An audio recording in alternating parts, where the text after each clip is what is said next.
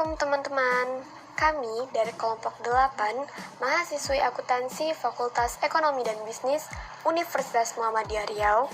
Pada kali ini kami akan membahas cara menghitung rasio likuiditas, di mana rasio likuiditas ini menggambarkan perusahaan untuk menyelesaikan kewajiban jangka pendeknya. Nah, kali ini kami akan mengambil data 4 tahun, yaitu tahun 2017, 2018, 2019, dan 2020. Rasio yang pertama yaitu rasio lancar, di mana rumusnya yaitu aktiva lancar dibagi utang lancar. Nah, berdasarkan tabel di samping, kita dapat melihat bahwa perusahaan memiliki nilai rasio lancar tahun 2017 itu sebesar 5,27, 2018 sebesar 4,30, 2019 sebesar 3,27, dan 2020 sebesar 2,45. Interpretasinya ialah rasio lancar ini dimulai dari tahun 2017 ke 2020, dan tiap tahunnya itu mengalami penurunan. Namun, pada utang lancarnya itu mengalami penaikan dari tahun 2017 ke 2020.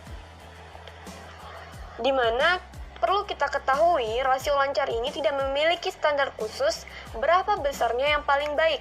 Namun, untuk prinsip kehati-hatian, besarnya rasio lancar sekitar 200% atau 2:1 dianggap baik.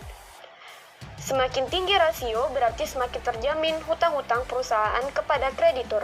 Selanjutnya ada rasio cepat, yang mana rumusnya adalah aktiva lancar dikurang dengan persediaan dibagi utang lancar.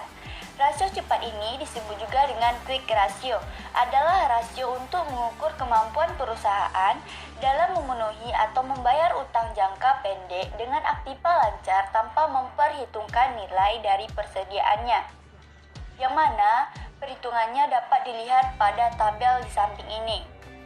Interpretasinya, setiap Rp1 hutang lancar dijamin oleh aktiva lancar. Pada tahun 2017, rasio cepatnya sebesar 2,46, pada 2018 2,55, pada 2019 1,98, pada 2020 1,36.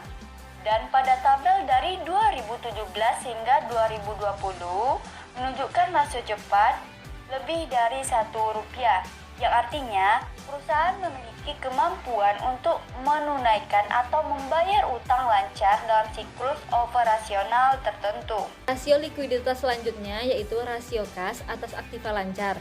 Nah, rumusnya itu kas dibagi aktiva lancar. Rasio kas adalah rasio untuk mengukur seberapa besar uang kas yang tersedia untuk membayar hutang. Teman-teman bisa melihat tabel di samping. Nah, pada tahun 2017, rasio kas atas aktiva lancarnya itu sebesar 0,21, dan pada tahun 2018 0,41, tahun 2019 0,45, dan tahun 2020 0,38.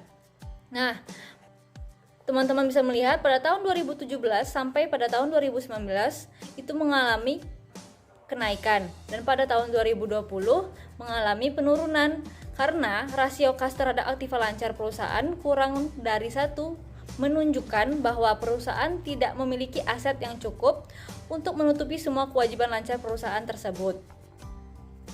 Likuiditas selanjutnya yaitu rasio kas atas utang lancar, yang rumusnya kas dibagi utang lancar. Teman-teman bisa lihat tabel di samping ini.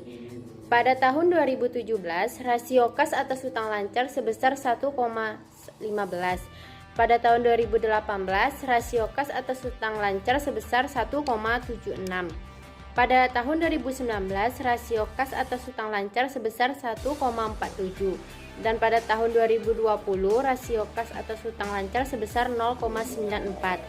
Karena rasio kas terhadap utang lancar di tahun 2017 sampai 2019 lebih dari 1, menunjukkan perusahaan itu memiliki utang lancar yang cukup banyak.